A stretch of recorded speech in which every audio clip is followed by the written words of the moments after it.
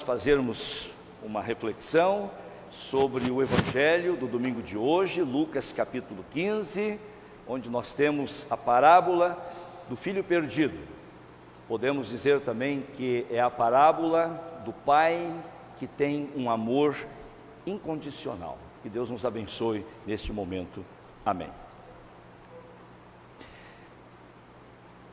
Eu imagino que vocês já tenham visto repetidas vezes, talvez um filme que os tocou muito, né? Então a gente, quando tem um filme, eu tenho 2 ou 3 filmes que eu já devo ter visto 3, 4 ou 5 vezes, né?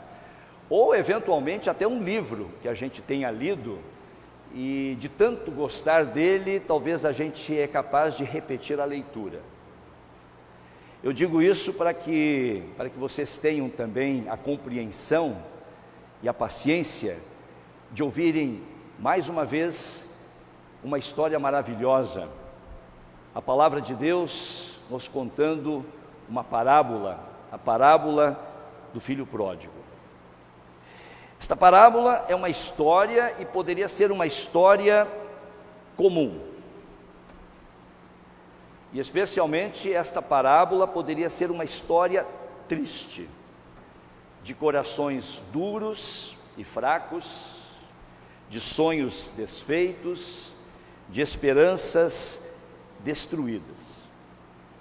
Mas o amor compassivo do Pai transforma essa história num evangelho, numa história que nós queremos ouvir sempre de novo, porque o Evangelho é a história do amor incondicional de Deus para com o ser humano pecador.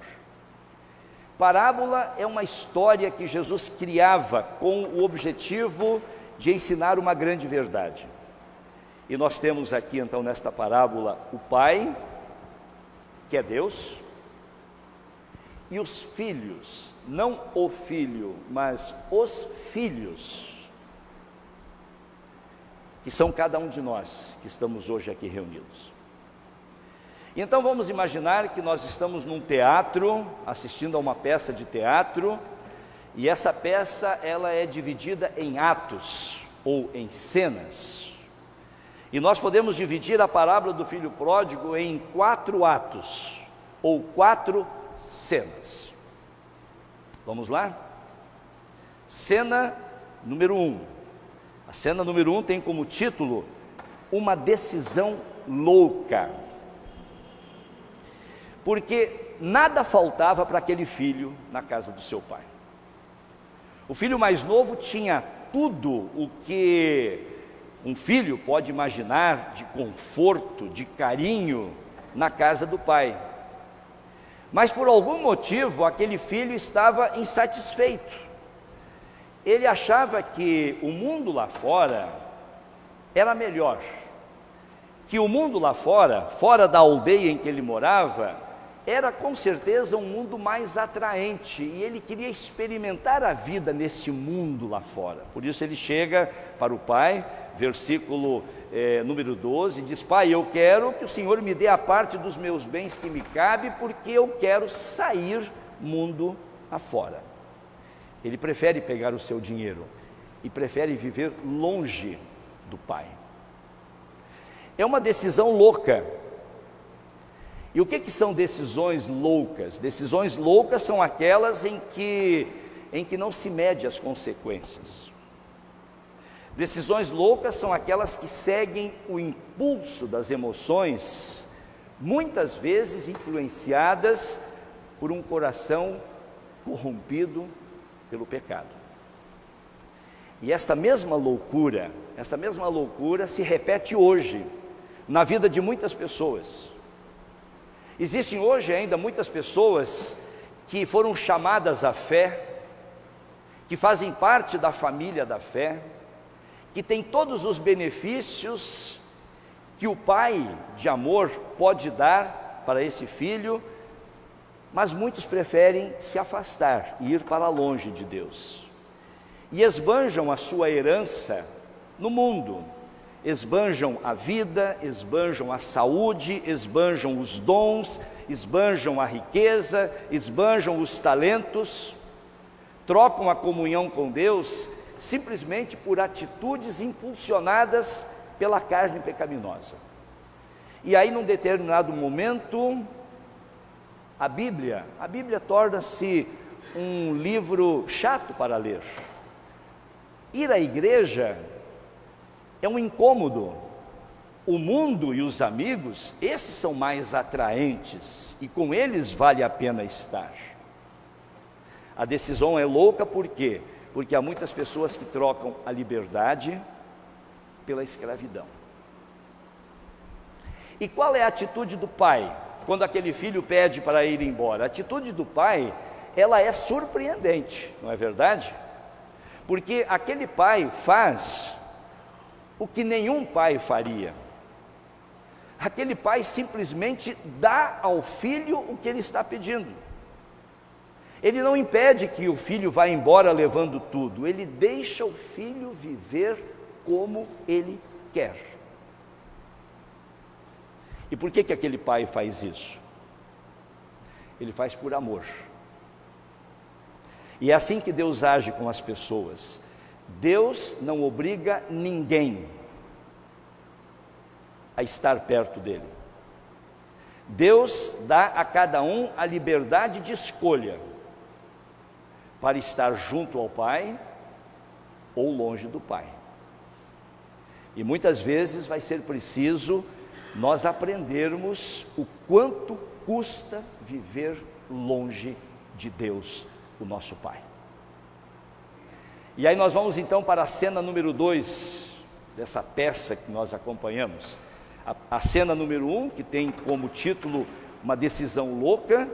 A cena número 2 tem como título A Ruína e o Retorno à Sensatez. Aquele jovem saiu pelo mundo. Ele divertiu-se muito. Ele tinha muito dinheiro. Ele não precisava trabalhar. Ele esbanjou todo o dinheiro. E quando o dinheiro acabou, a alegria sumiu e os amigos simplesmente o abandonaram.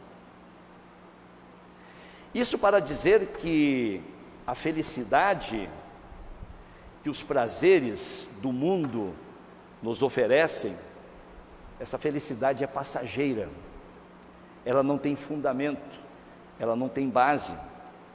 E é por isso que aquele filho então começou a passar por um grande drama. E diante do seu drama de estar agora sozinho, sem dinheiro, sem família, ele então tenta resolver isso tudo sozinho. E ele vai viver no meio de porcos. E viver no meio de porcos, se hoje nós pensamos que é uma situação de miséria, de humilhação e de solidão, no contexto da parábola era uma miséria muito maior. Por quê? Porque estar com os porcos era uma humilhação para os judeus. Afinal de contas, porcos eram considerados animais imundos, inclusive para o alimento, especialmente para o alimento. E aquele jovem agora está ali, no meio dos porcos. E muitas vezes a comida que ela trazia aos porcos nem sobrava para que ele pudesse comer as sobras. A palavra de Deus está nos dizendo que o diabo nos afasta de Deus. Ele traz desespero, mas ele não oferece nenhuma solução para a nossa angústia. Por quê? Porque uma vida longe de Deus não significa felicidade, não significa liberdade, significa escravidão. Escravidão do pecado, escravidão do mundo.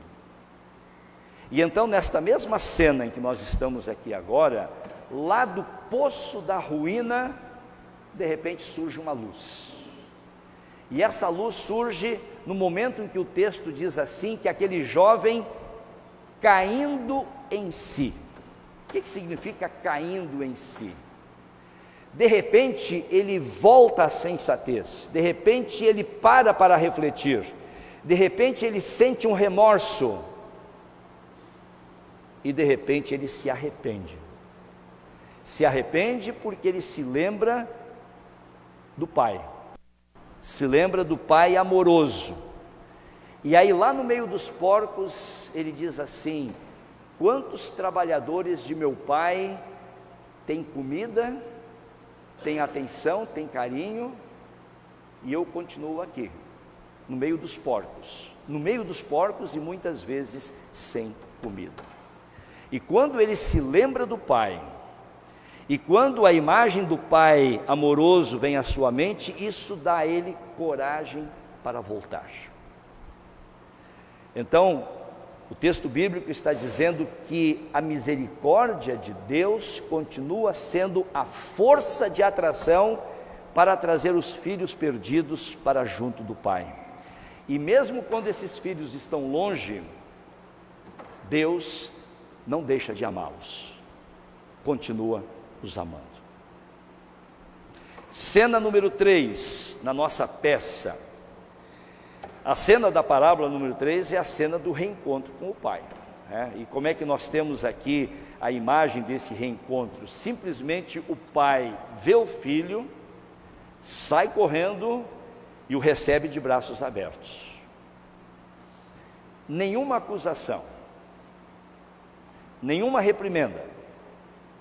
O pai faz questão com que aquela reconciliação seja pública, seja na frente de todas as pessoas, seja na saída do portão da aldeia. Isso é algo extraordinário. Por quê? Porque no contexto da parábola, uma pessoa nobre, como era o pai desse filho, uma pessoa nobre, ela não corria em direção às pessoas. Ela recebia as pessoas na sua presença, de repente numa grande cadeira. Esse pai não, esse pai sai da sua cadeira, do seu trono, ele sai porta fora, ele sai estrada fora e vai correndo em direção ao filho para abraçá-lo. Por quê? Porque o amor do pai é absoluto. Porque o amor do pai é incondicional para com o filho que, arrependido, está voltando para os seus braços. E o filho não fica calado. A gente imagina talvez até que o filho fique surpreendido com aquela demonstração do pai. E a única coisa que o filho tem a dizer para o pai naquele momento, está no versículo 17, ele diz assim: pai, eu pequei contra ti. Eu sei que eu nem sou digno mais de ser chamado de teu filho, mas por favor me aceita como um dos trabalhadores na sua aldeia. O amor do pai encoraja aquele rapaz a falar, a confessar os seus pecados, a abrir o seu coração. Pequei contra ti, é a frase que Deus espera de cada um de nós nesse tempo da quaresma. Nesse tempo da quaresma, Deus espera que nós possamos abrir os nossos corações, que nós possamos em todo momento cair em nós mesmos e nos lembrar do quanto Deus é amor, enviando o seu Filho Jesus ao mundo para nos salvar. É exatamente a misericórdia de Deus que provoca uma profunda mudança no coração daquele jovem. E o que faz o pai? O pai então promove uma grande festa. Manda matar o bezerro gordo. Ele diz: olha, esse meu filho estava perdido e foi achado. Ou seja, eu nem sabia que tinha mais esse filho, e de repente ele está aqui. E então ele pede que se busque um anel de sinete para colocar no seu dedo. O anel simbolizava autoridade, significava que ele aceitava aquele rapaz novamente de volta como seu filho e não como um mero empregado. As sandálias que ele oferece para o filho significa que aquele filho agora novamente era um rapaz livre para estar com o seu pai amado. E aí uma grande festa se realiza, e aí se fecha esse terceiro ato, essa terceira cena dessa parábola. A parábola poderia terminar aqui, e eu poderia terminar o meu sermão também. Mas a parábola tem uma quarta cena, tem um quarto ato, para mostrar que o amor do Pai é um amor incondicional e é um amor que se repete momento a momento, é um amor que se repete de pessoa para pessoa, é um amor que se repete de pecador para pecador.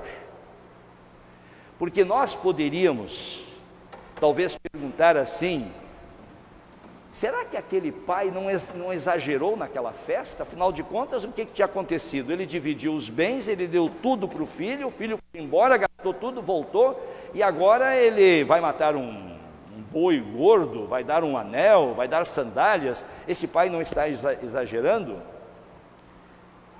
Se eu pensar assim, se alguém pensar desta maneira, em achar que o pai está exagerando, esse alguém é como este segundo filho. O segundo filho chega para o pai e olhem só, como é que você faz isso? Esse seu filho, ele não diz que ele é irmão dele, esse seu filho saiu de casa, levou tudo, esbanjou tudo, está de volta, e eu que sempre estive aqui com você, eu que sempre fui fiel a você, eu que sempre o ajudei, você não foi capaz, diz o texto, de nem matar um cabrito algum dia para que eu pudesse fazer uma festa com os meus amigos? E o pai então o abraça e diz assim: o teu irmão estava perdido e foi achado. O Evangelho, meus irmãos e irmãs, o Evangelho, ele muitas vezes é escandaloso para muitas pessoas. Porque há muita gente que acha que merece mais a graça de Deus do que outros. Tem alguns que se acham mais santos do que outros. E talvez esses muitas vezes tenham a petulância de chegar para Deus e diz: mas como é possível o Senhor tratar todos de igual maneira? Nós somos salvos pela graça, e não pelo nosso histórico, e não pelos nossos méritos. Nós somos salvos não por uma recompensa que nós mereçamos, nós somos salvos de graça, porque nós somos pecadores, independentes de sermos o filho pecador que levou tudo e foi viver a vida no mundo, ou sejamos nós pecadores como o filho egoísta que achou que merecesse mais. O amor do Pai é incondicional com todos nós. Talvez alguém pudesse perguntar: mas como é que terminou essa história? Será que o filho mais velho, ele entrou para a festa ou não? Jesus não conta o final da história. Por quê? Porque ele queria que os fariseus contassem o final da história. Porque ele quer que você e eu contemos o final da história. Se nós somos como o segundo filho, a história termina com o filho não entrando na festa. Mas se nós reconhecemos que somos salvos pela graça, mediante a fé em Jesus Cristo, não por méritos ou por recompensa, então nós entramos para a festa, junto com os demais. Para concluir, apenas dizer para vocês que o amor incondicional do Pai amoroso é para todas as pessoas. O amor incondicional do Pai amoroso é para todo o pecador que diz: eu pequei contra ti. O amor incondicional do Pai amoroso é tanto para aquele que vive numa mansão, como aquele que vive na casa mais simples. O amor incondicional do Pai é para aquele que precisa todo dia pegar um ônibus lotado ou um metrô lotado para ir para o trabalho, ou aquele que de repente vai no ar-condicionado do seu carro. E parafraseando um pastor, numa palestra sobre o filho pródigo, ele disse assim que O amor incondicional do Pai é para flamenguista, é para vascaíno, é para botafoguense, é para tricolor e até para gremista e colorado também. Então o amor incondicional do Pai é para todos nós. Louvemos a Deus por isso. Amém. A paz de Deus, que excede o nosso entendimento, guarde os nossos corações e as nossas mentes em Cristo Jesus.